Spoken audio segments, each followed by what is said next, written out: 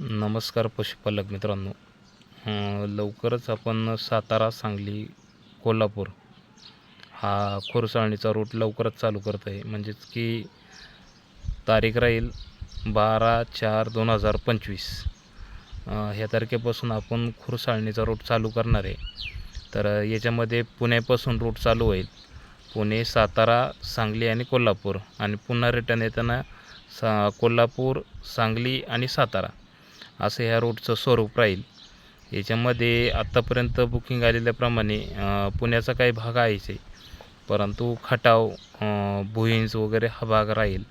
त्याच्यानंतर विटा, सांगली, रेडरे किंवा पलूस वगैरे हा भाग राहणार आहे. त्याच्यानंतर कोल्हापूरचा पूर्णच हातकणंगले वगैरे, कागल, गडहिंग्लज ह्या भागातला काही खुरसाणीची कामं चालू राहणार आहे. तर अजूनही कोणाला बुकिंग करायची असेल तर माझ्या व्हॉट्सअप नंबरवरती आपल्याला ज्या जनावरांची खुरसाळणी करायची त्यांची संख्या, आपला संपूर्ण ॲड्रेस आणि आपलं करंट लोकेशन तर ह्या माझ्या नंबरवरती व्हॉट्सअप करायचे. माझा नंबर आहे 90 96 67 72 66. ह्या नंबरवरती आपली संपूर्ण माहिती, ज्या जनावरांची खुरसाळणी करायची आहे त्यांची संख्या आणि करंट लोकेशन हे लवकर पाठवा. आणि पावसाळ्याच्या आधीचा हा शेवटचा रूट आहे, कारण आपण पावसाळ्यामध्ये जनावरांची खुरसाळणी करत नाही.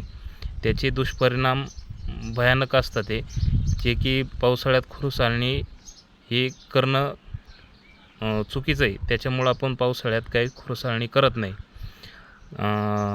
याच्यानंतर पावसाळ्याच्या नंतर म्हणजे पाऊस संपल्याच्या नंतर आपण थोडासा ड्राय पिरियड चालू होतो, त्यावेळेस आपण आपली पुन्हा खुरसाळणीला सुरुवात करतो.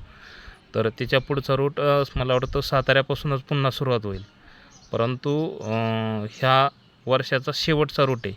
त्यामुळं ज्या पशुपालकांना आत्ता आपल्या जनावरांचे काही प्रॉब्लेम्स असतील किंवा काही त्रास होत असेल नाकांचे, तर त्यांनी ह्यावेळेस लवकरात लवकर बुकिंग करून घ्या.